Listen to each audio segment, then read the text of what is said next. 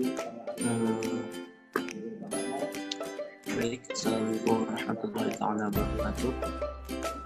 Alhamdulillah, wassalatu wassalamu ala rasulillah wa ala alihi wasahbihi.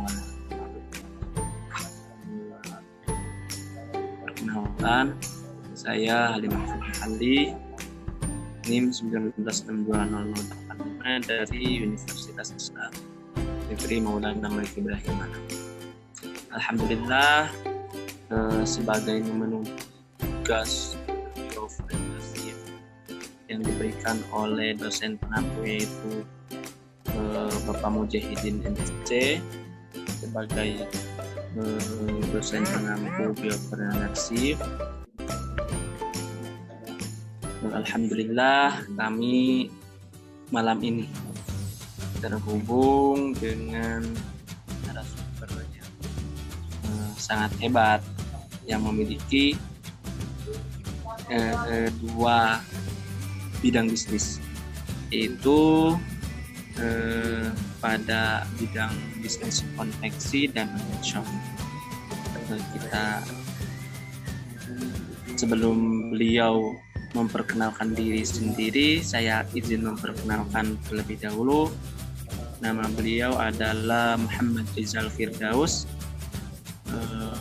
tempat tanggal lahir Garut 13 Maret 1991. Dan selain pembisnis, beliau juga adalah pekerja negeri sipil, yaitu sebagai seorang guru, dan tidak menutup kemungkinan seorang guru pun bisa berbisnis dengan hebat. Untuk selanjutnya kita gali apa prinsip-prinsip atau apa trik-trik jitu dalam melaksanakan bisnis tersebut, sehingga bisnis yang dipegang oleh Bapak Rizal ini itu sangat booming Kabupaten Garut.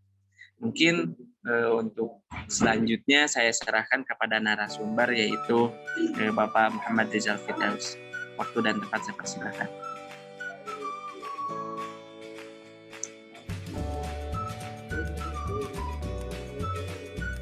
Mohon maaf, itunya apa namanya, speakernya Pak.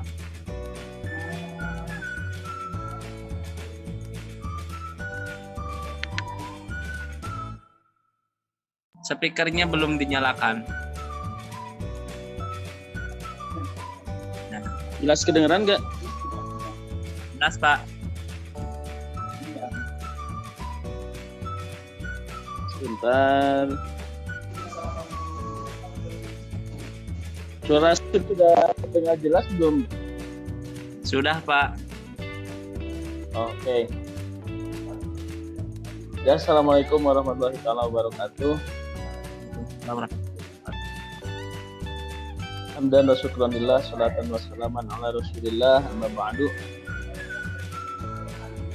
Pertama-tama marilah kita sama-sama panjatkan puja dan puji kehadirat ilahi Rabbi, yang mana alhamdulillah berkat kudrat dan iradatnya saya bisa dipertemukan dengan Ade Hali, mahasiswa yang sangat luar biasa, yang tadi sore kalau nggak salah tiba-tiba ngontak saya untuk memberikan sedikit materi tentang prinsip-prinsip yang saya jalankan di usaha yang sedang saya jalankan sekarang, yang sudah berjalan kurang lebih hampir 7 tahun.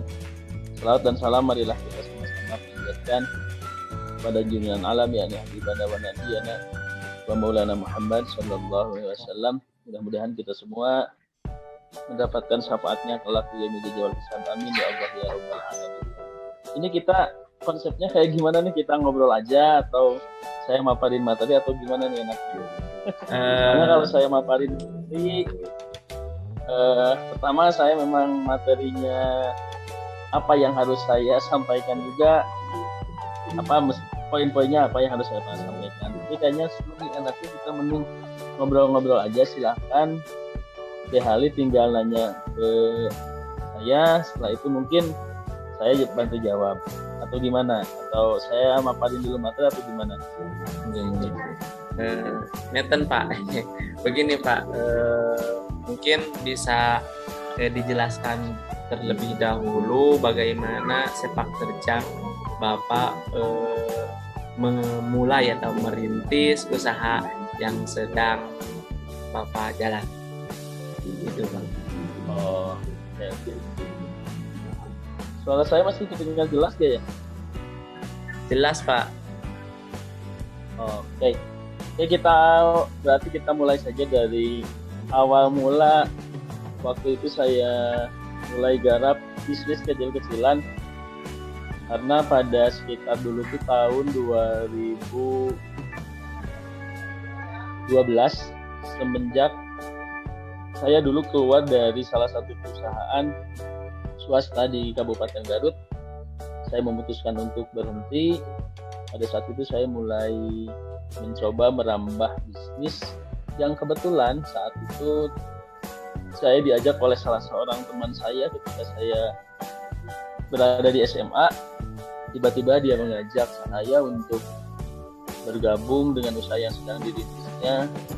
Kebetulan teman saya itu melihat background saya karena di dunia marketing, dia langsung menugaskan saya untuk memasarkan produk yang dia jalankan.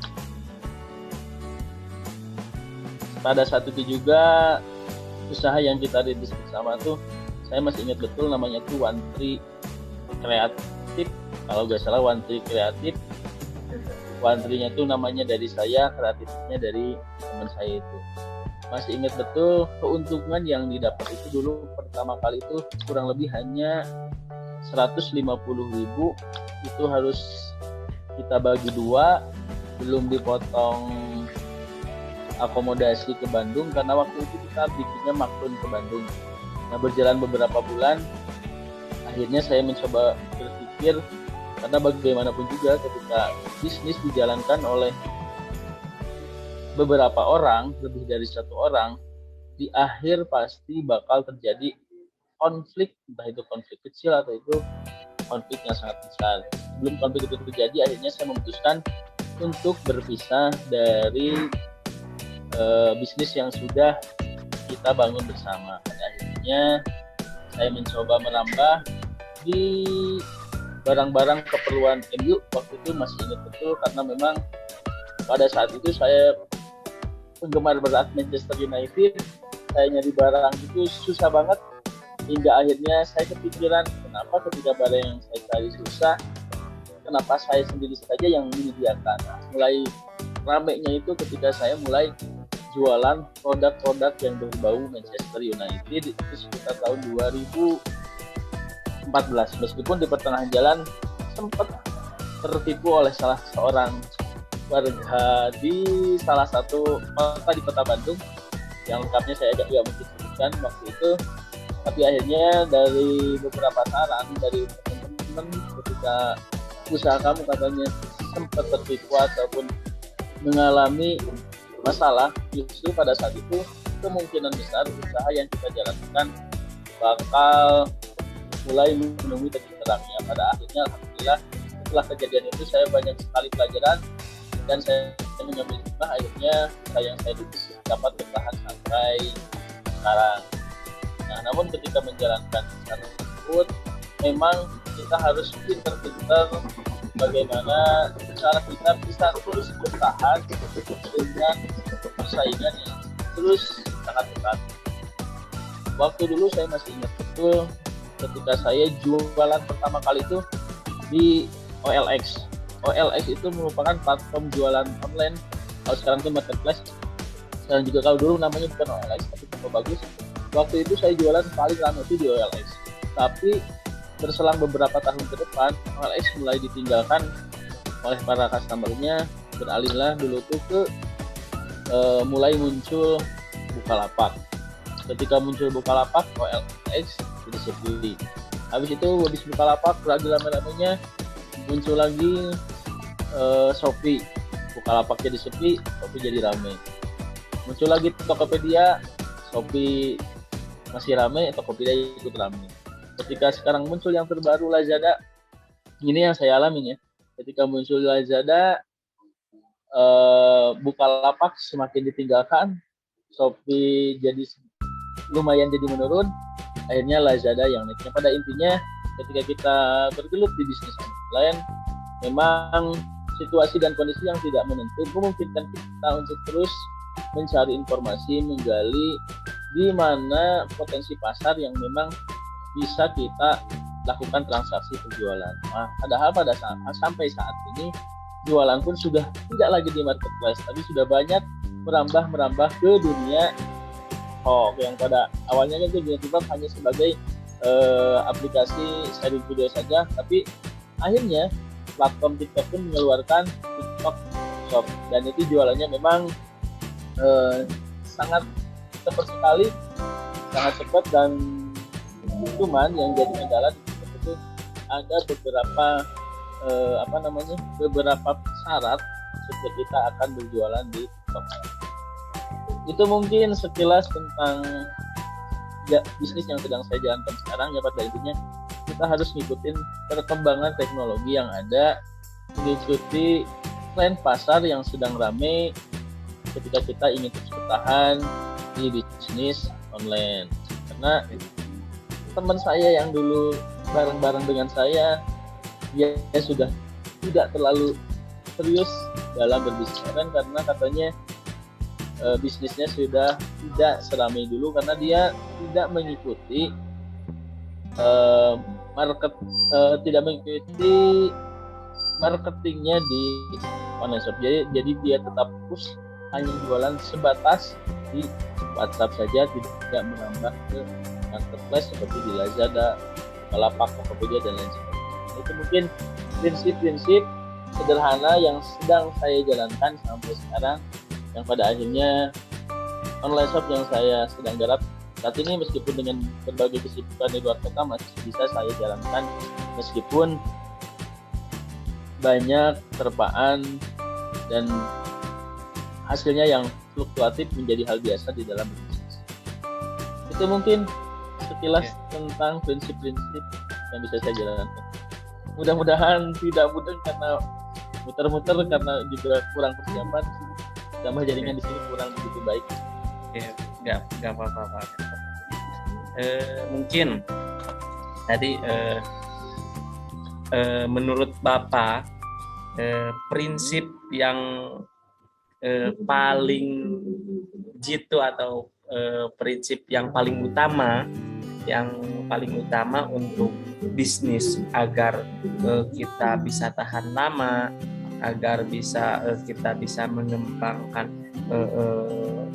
mengimbang pada zamannya, itu mungkin ada rahasia atau bukan rahasia ya prinsip yang bisa kami tiru atau bisa nantinya kan insya Allah ini di-upload di YouTube agar bisa spesifik lagi gitu. Bisa spesifik lagi, mungkin bisa disebutkan yang pertama prinsipnya apa, yang kedua apa, biar nanti penonton juga mungkin bisa mengambil gitu poin-poinnya. Betul Kak? Mungkin silakan. Dari yang saya jalankan sih, yang pertama yang pasti konsisten terhadap apa yang dijual. Yang kedua, marketing online-nya pun harus kita jaga. Yang ketiga, cara kita berkomunikasi dengan customer itu sama, harus tetap dijaga. Meskipun kita sudah tidak lagi, atau customer kita misalkan sudah jarang sekali order kita, tapi setidaknya kita sering menyapa ketika dia misalkan update statusnya, kita sapa aja. Terkadang karena kontak yang mereka simpan juga terlalu banyak, ketika kita tidak menyapa seperti itu, oh ternyata dia masih jualan ini gitu. Setidaknya dia jadi ingat dia pernah beli di toko kita. Terus yang keempat, yang paling bertahan dan bisa menjaga kualitas dari produk yang kita buat, itu menjadi salah satu nilai penting dari berbisnis online. Karena bagaimanapun juga pada saat ini berbeda dengan beberapa tahun ke belakang.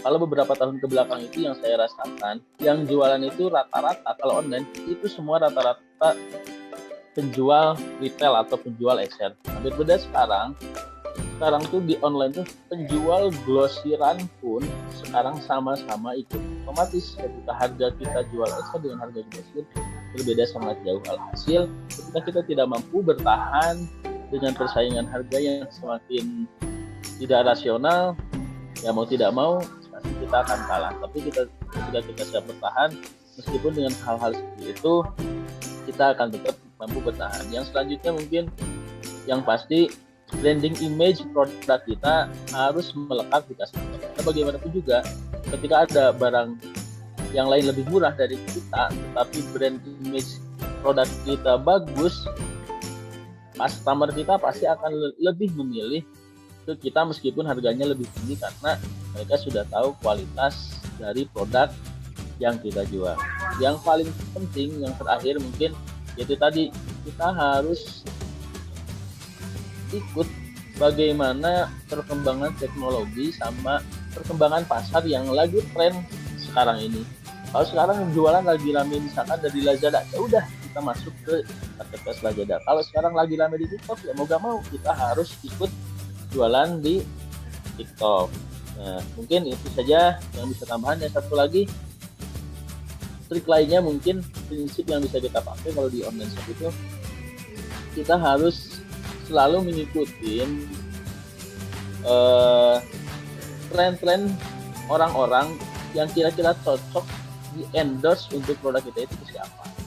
Terkadang kalau produknya misalkan jaket, kita nggak mungkin endorse ke orang-orang atau influencer yang dia terfokus yaitu ngebahas makanan. Itu biasanya kurang begitu cocok. Tapi ketika kita endorse orang-orang yang biasa review pakaian, dia biasa haul kalau di istilah di pasar itu, kita endorse ke mereka, biasanya tren atau permintaan pasar terhadap produk kita jadi lebih meningkat. Itu mungkin prinsip-prinsip yang saya jalankan dari dulu sampai sekarang. Itu mungkin jika ada tambahan atau misalkan ada saran dari yang lain atau misalkan setuju, silahkan bisa memberikan pendapat lain. Itu mungkin deh Ali. Oke Pak, terima kasih.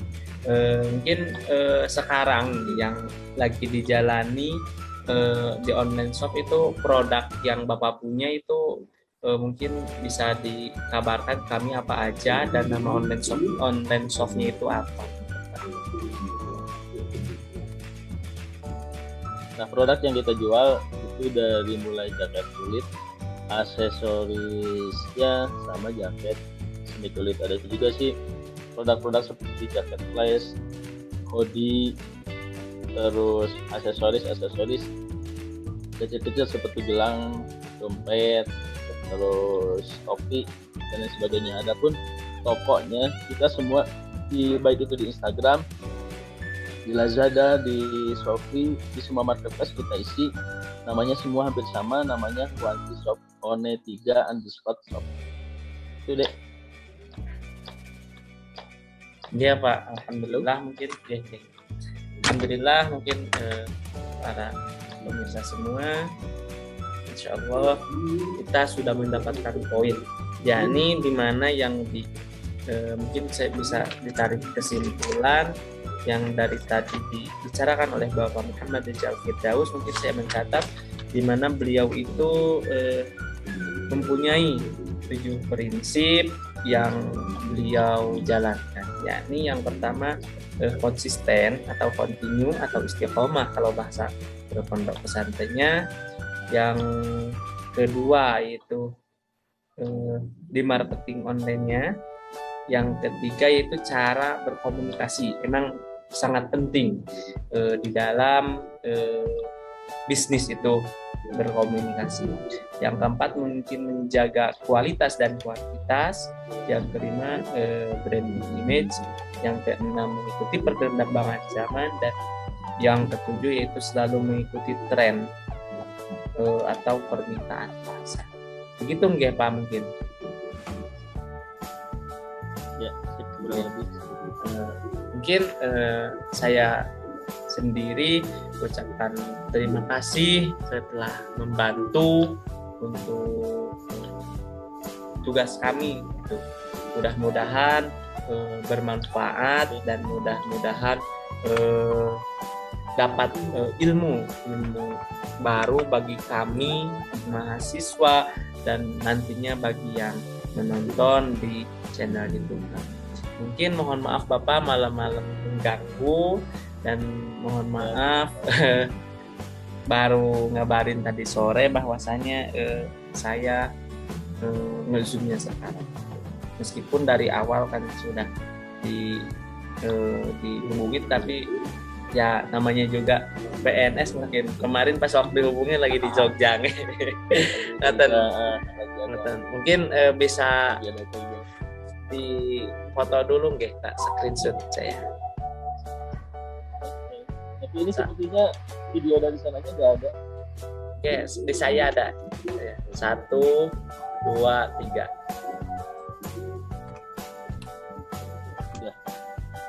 Sampun Pak. Oke, terima kasih. Mungkin teman-teman ihdinas shiratal mustaqim. Mungkin sekian dari saya. Mungkin ada closing statement atau bagaimana Bapak? Sudah deh. Ya kalau gitu saya tutup ya Pak.